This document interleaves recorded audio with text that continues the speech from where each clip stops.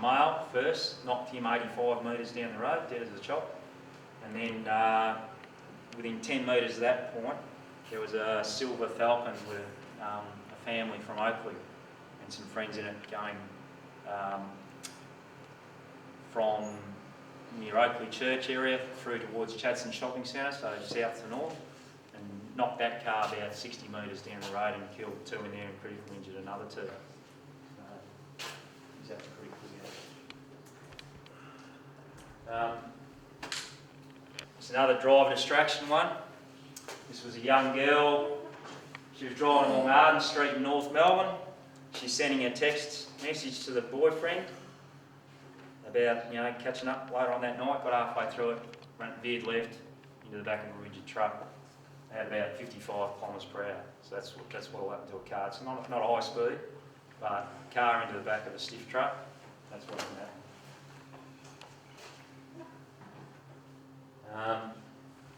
I talked a little bit about fatigue. This graph here, what it's showing is that if you've been awake for 16 hours continuously and then you get in a car and drive, your crash risk factor, simply from being awake for 16 hours and then driving, is exactly the same crash risk as a blood alcohol concentration of 0.05.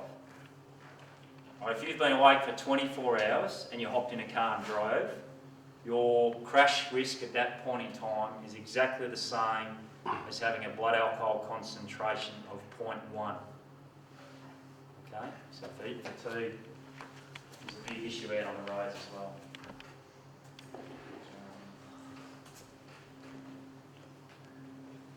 Can you see the road surface there in that left-hand lane? It's all shiny.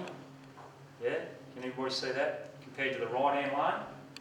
So country roads sometimes in summer, very, very high temperatures. Generally the road surface is made of, it's comprised of liquid bitumen sprayed onto the road, and then they drop aggregate or stone onto it. And what happens in summer, when it gets high temperatures, the bitumen can become soft and flexible again, and you can lose some of the stone from that surface.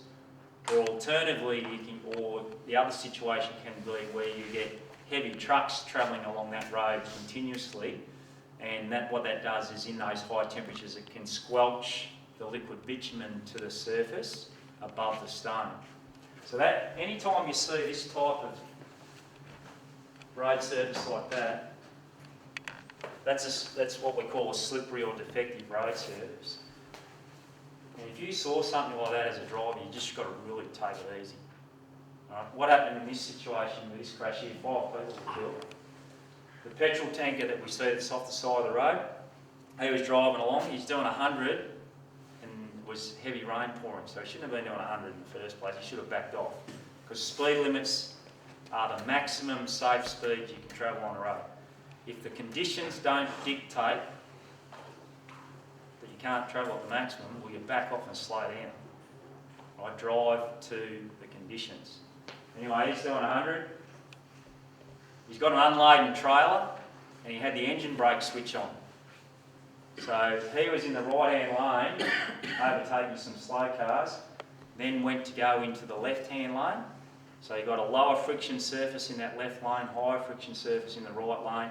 He's then backed off on the accelerator. That's thrown the deceleration from the engine brake switch on the drive wheels of the prime mover and set off what we call a jackknife, where the prime mover starts rotating around and the trailer's pushing forward. That then pushed the prime mover onto the wrong side of the road and took out the whole family, mum, dad and boy and girl in the maroon coloured car there.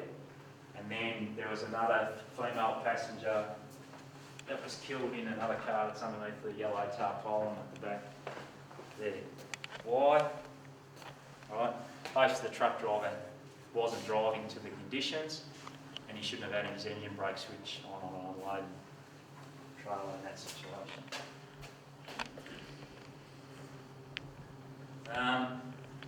The on and off ramps on the West Gate, Balti Bridge. Know what I'm talking about? If you're going from the West Gate up onto the Balti or those sort of areas there. Just a general warning, don't drive on the outside of a truck going around there, because with this truck that was going around here, he was doing about 65 k's. It's a 55k curve advisory for a truck. Around about this point here was where the trailer wheels on this thing first started to lift, and you can see it's only a short distance then up the road from when the whole thing's gone over. So if you're in a car on the right hand side, what would happen to you? Squashed. Squishy McSquashy.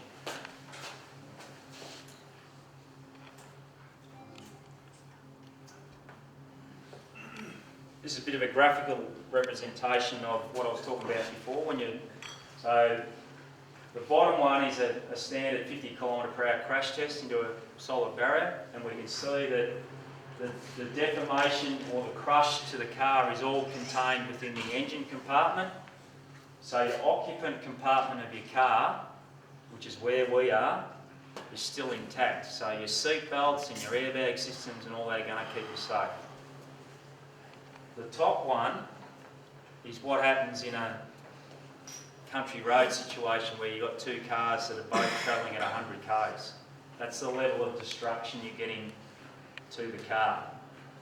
And what do we see in that situation? We see the whole occupant compartment is now being compromised, and it's coming back in on the driver or the passenger. So those, the energy absorbing steering columns or steering wheels, the seat belt pretensioners, the airbags, they're no good anymore because everything's coming back in on you.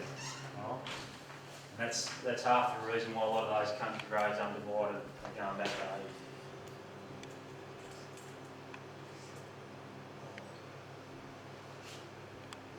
80. This one here was another classic example. This was a distraction. Three guys riding bicycles, the mammals, middle-aged men in lycra, high-vis sort of colours, broad daylight, straight road, probationary driver in the red car, cleans them up, kills one, seriously injures another, minor injuries to the other. Right? That was another phone distraction job, this one here. Right? So you're getting the hint of what can happen out there very quickly on there, down on the road.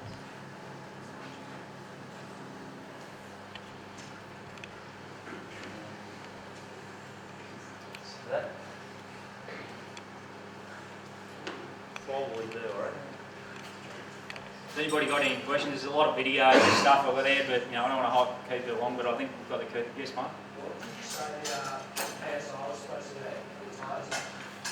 So it depends on what your car is. So in your vehicle, generally there'll be a sticker that is either in the glove box or it'll be inside the door frame of your car. It could be at the back, near where your seat belt is, just next to that, or it could be just on the inside front.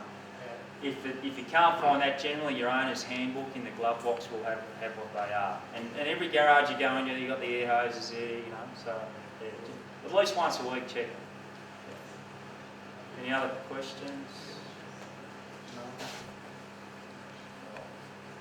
No? Well, quiet when you read the room, apart from when I speak.